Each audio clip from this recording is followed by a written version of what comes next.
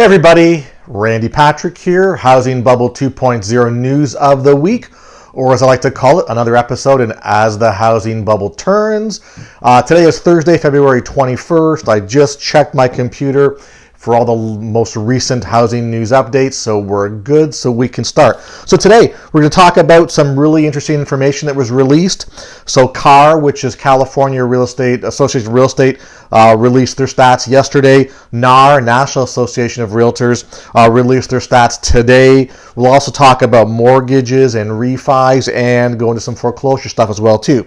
Let's just start with NAR. That's on a national basis. It's always easy to go down that path. So NAR, National Association of Realtors, released its January 2019 existing home sales report, and we found that sales have dropped 1.2% in January compared to last month, December. If you look at that from a year-over-year decrease, that's an 8.5% year-over-year decrease from this time last year. Now, this was the lowest level in 3 years, suggesting a further slowing down of momentum in the housing market. Roughly 4.94 million units were sold. The median sales price year over year was up 2.8% for a $247,500 value. So again, very, very small decrease. Unsold inventory up to 3.9 months now. That's up from 3.7 December, which is also up from 3.4 months this time last year. So inventory starting to affect it, which is nice. Inventory grew for the 6th straight month, which is nice to see. However, the comments were there still is a pretty major shortage in the affordable housing segment. And I get that. That's kind of where most people are buying, selling, renting, etc. Distressed sales being short sales and foreclosures, made up 4% of all January sales. And that's up actually 2% from the previous month, December, but it's down 5%. It's down from 5% last year in January. Now, you can read more into this if you'd like. Obviously, there's less and less distressed properties for sale. What's the reason for that? Could there be, well, because of the increase in prices, therefore, there's a decrease in distress, which would make sense. Also, from my perspective, it's a whole other reason why we're seeing a very, very small percentage of distressed sales.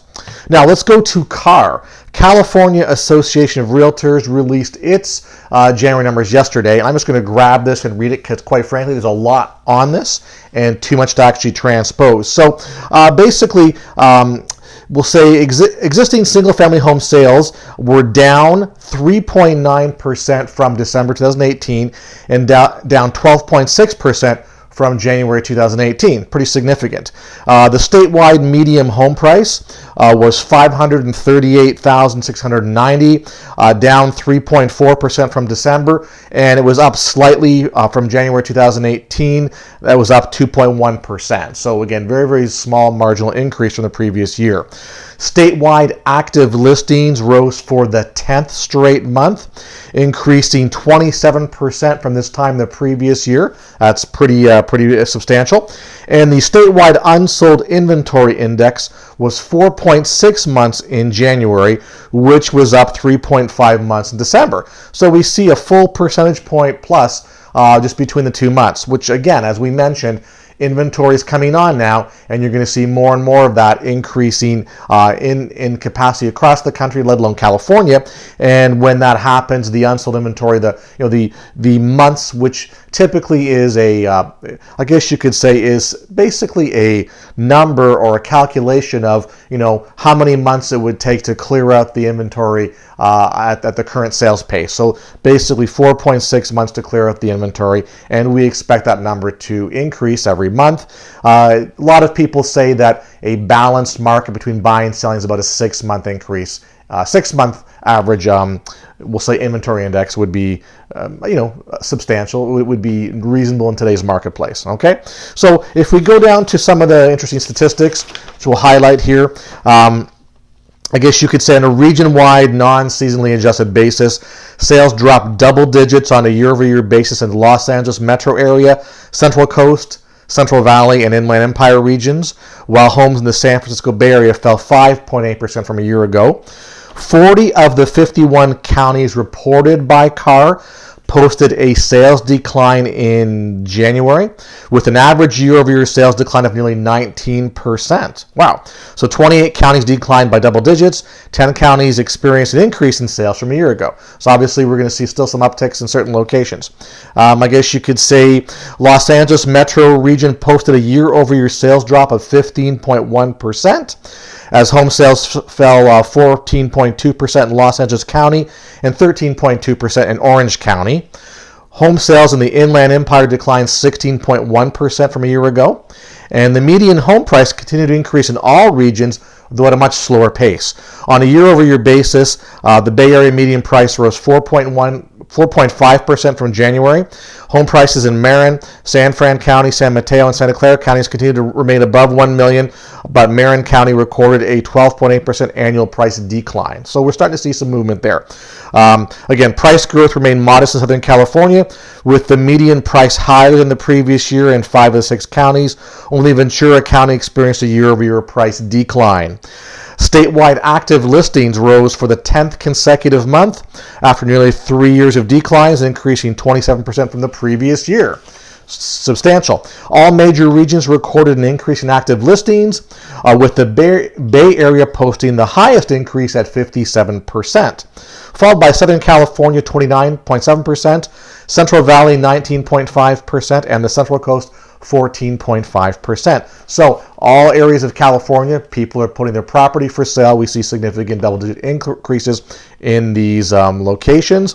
The median number of days it took to sell a California single-family home rose from 27 days this time last year to 37 days. Okay, a little bit of an increase there.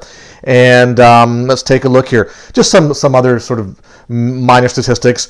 The sales price to list price ratio decreased from 98.7% in January to 97.3% in January 2019. So, that's, basically not a huge increase. It's less than a little over a point. But what that basically means, you list your property for $1 million, you sell for $900,000. That list price to sales price ratio is a lot of times how the success and skill of agents, real estate agents, are measured by what you're getting for your customer from a sales price. So we see that start to slide a little bit now too. So again, this is not surprising based on the past couple of months. What we've seen, we're seeing again with NAR increase in sales volume from a monthly basis and larger from an annualized basis. We're seeing now in the largest state, populated state, the most activity in the U.S. We're seeing substantial inventory coming on, and we're seeing the pricing plateau and almost crawl now to year-over-year increases. So California seems to be reaching that point now where it's going to start to turn. So very interesting. It just goes to show what's going on here. And again, this is, to me personally, it feels like we're creeping along here because I expect we're going to see much more material and interesting data as the months go on. So it just feels like we're in slow motion here. But when I see this information, it certainly is pointing us in the right direction with respect to the housing slowdown. We're in a bubble. Bubbles have to sort of stop increasing and eventually pop at some point in time. So we're seeing everything kind of hitting that kind of cusp of the values starting to work its way down this side now. Very, very interesting. All right, mortgages and ReFi. So according to the Mortgage Bankers Association, otherwise known as MBA, mortgage applications were up 3.7% from the previous week. And this has the industry all excited now. If I look at the stuff online, a lot of information, a lot of people are saying this is a great sign. This bodes well for the spring buying season. Now listen, it's been decreasing and flat for the past few months. So when we see a little uptick, I don't think that is a substantial amount of uptick over a short period of time to suggest that we're going to see a boom in housing sales for the spring buying season. However, when you take a look at the positions people are in, who they are that are saying these things and what they support or who they need to support, it's obviously, they have to say, we expect a booming season. Well, it's not going to be that way. So again, the industry is excited, which, you got to hang on to some sort of hope, I would imagine. But looking at 3.7% increase from a previous week, which still is lower than the week before, etc. We're still seeing annual decreases in mortgage applications. I'm not going to hold much water in that, the whole scoop. So again, 3.7% 7% is nice, not a clear indication, in my opinion, that we're going to see a boom in housing activity. Now, regarding refis, report from a company called Capital Economics stated that we should see a rise in cash out refis as we go on. Expectations to hit a 10-year high within the next couple of years. Their comments were, well, this is due to rising equity and lower rates. So now, 2018 wasn't a phenomenal year for refining homes, to say the least. Rates hit their highs over the past couple of years, and the refi business kind of slowed down. Again, you're not going to refi at the peak of rates. It doesn't seem to make sense. People want to wait and see where they're going. So expectations are we're going to see more going on. And to support the more refi premise, a report from a group called Ellie Mae, the January Origination Insight Report, which they produce, refis increased to 35% of all loans that were originated in January, up from 29% refis in December. So, a 6% increase month over month. And this kind of supports the theory I've always thought about with respect to what happens in the housing market when things kind of plateau. If you can't sell your home for the price that you want, or you don't feel that the timing is right to cash out your equity, then what you're going to remain in your house. What are you going to do? The natural thing is to tap into the equity, pull out the refi opportunity. So it's a way of getting access to that newfound wealth or equity opportunity that your house has earned over the past couple of years, and maybe deal with the issues at a later date. This did happen, and we saw this before during the last or previous housing crisis, housing bubble, crash, crisis, etc. And just so we're clear, this happened on a very large scale. So kind of what I just said, the fact that, house prices boomed. Excuse me, house prices boomed.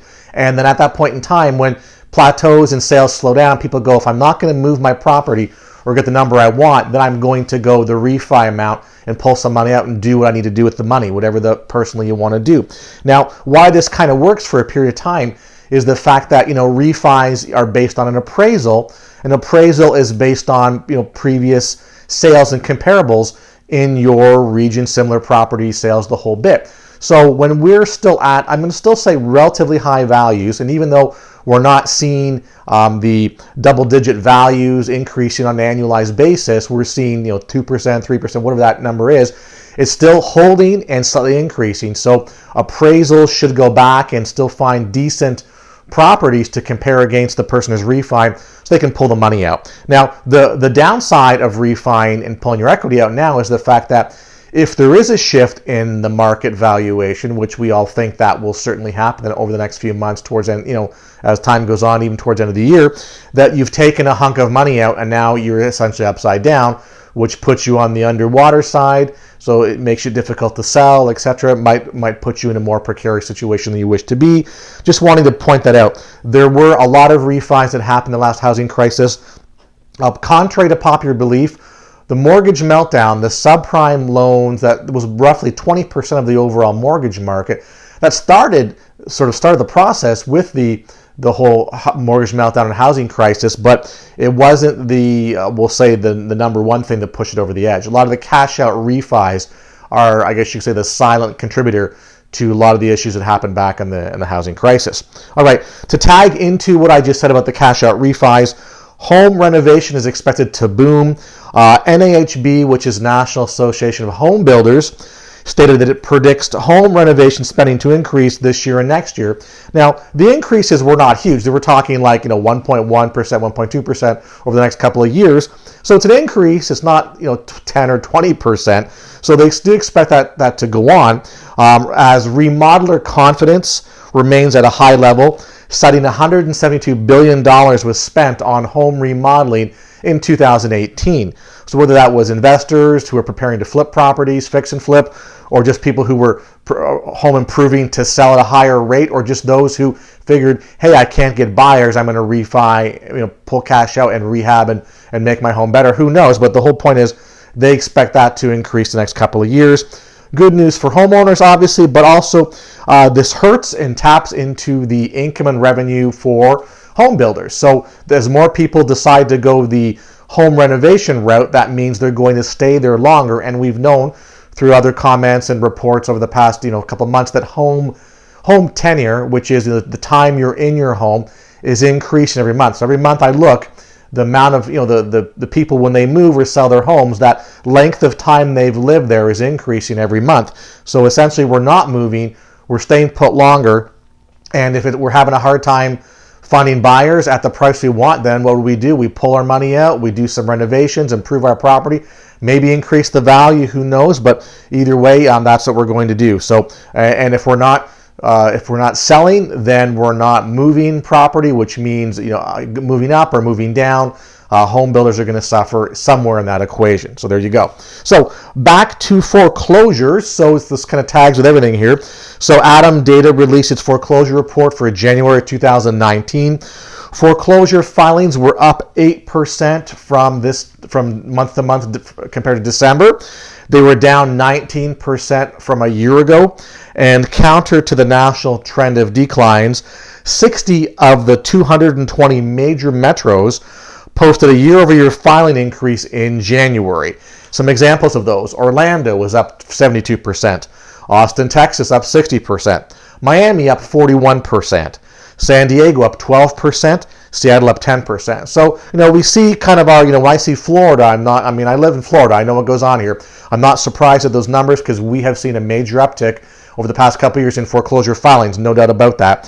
Seeing Austin, Texas, that's interesting.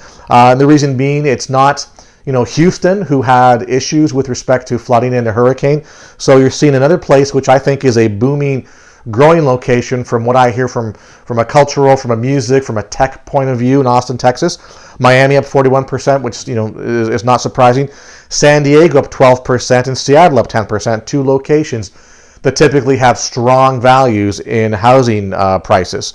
So that's interesting. Now, expanding upon that thought, 25 states posted annual increases in foreclosure starts. So even though that you could say on an annual basis we were down 19% year over year from a national basis, half the states across the country, including DC, were up. So Florida, for example, up 91%. Texas up 50%. State of Washington up 41%. Hawaii up 31%. Arizona up 28%. And there's obviously more from there. But the point that I'm making here is that this phenomenon is not going away.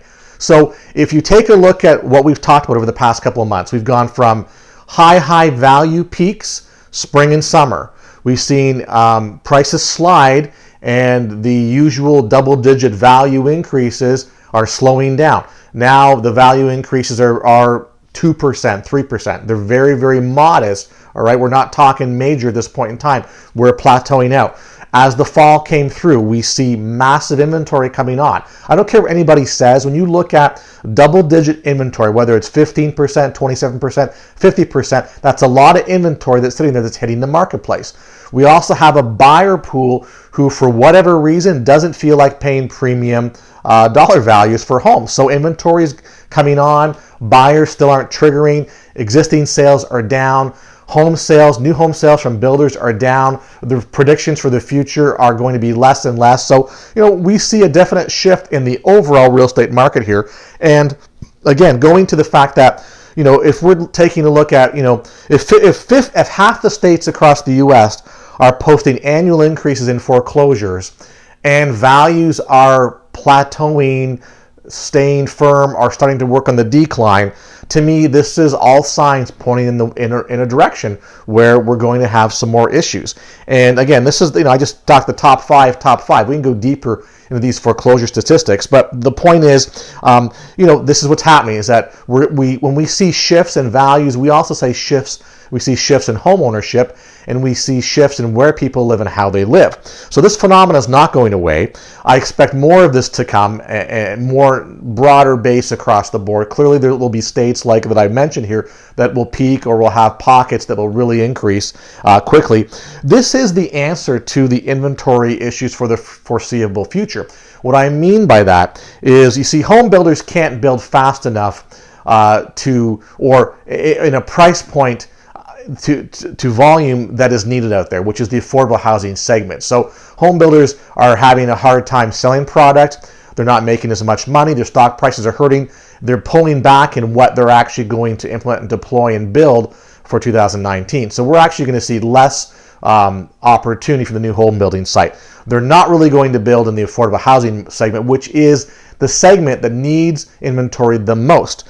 So, but we're also seeing an increase in foreclosures filings, and I can probably guess that a lot of these increase in foreclosure filings are going to be in the affordable housing segment. So what we're going to see here is a shift, as we're going to see that people who are facing foreclosure in this segment will basically, shift themselves out of the home ownership market, move into the rental market, whether they rent single-family homes from investors, hedge funds, whatever, or whether they move into the multifamily segment, because a lot, if you read other reports, a lot of the major U.S. cities locations like Dallas, like Austin, like Denver, like San Fran, like Seattle and Portland, other locations as well too, that there is an increase in multifamily construction that's going on and an increase in completions coming up. So the segment that gets foreclosure filed upon, either short sales or loses it to foreclosure, moves to the rental segment.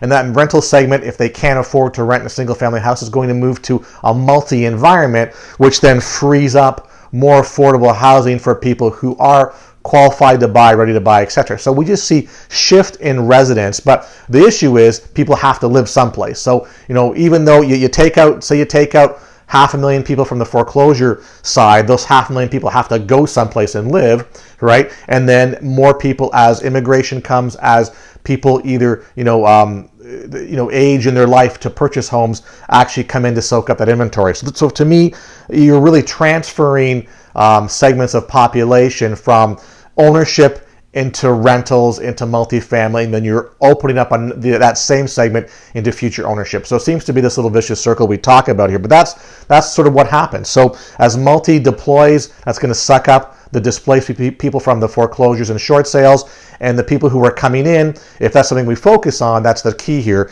That's where the opportunity will lie. So that's just my perspective. That's what I like to do in real estate. That's where I think everything's going to go. We've seen it before, all right? So we're going to see it again. A lot of stuff that happened back in the last housing crisis is happening again right now. So anyway, guys, appreciate always the views. Appreciate the comments and likes on the videos. And again, if you want more information or want to discuss home purchases or investment opportunities, send me an email. Had a lot in the past few weeks. I'm trying to get back to everybody as well too. So please bear with me. Some of you, I know you've sent stuff in. I've not got back to you over the past couple of weeks. So it's my bad, and I apologize. I'll get to it over the next week or so. So anyway, everybody, appreciate the time and look forward to do another video next week. Oh, one comment too I want to make. I do read the comments.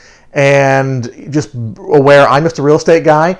I comment and report on the publications and news that I read. So I want to be clear, everybody knows here, that I'm not making up the statistics, off the cuff here. I actually read and report verbatim what I see out there. And where do I get from my information? Well, I probably visit about 20 to 30 websites every day, blogs, websites, whatever. I also go to state Realtor Association. So if you go to your state Realtor Association and you look through their websites, they do post information on sales activity every month. There typically is a schedule when it's released. So for those of you who don't think I'm telling the truth or think I'm making stuff up, I beg to differ, and I don't do that.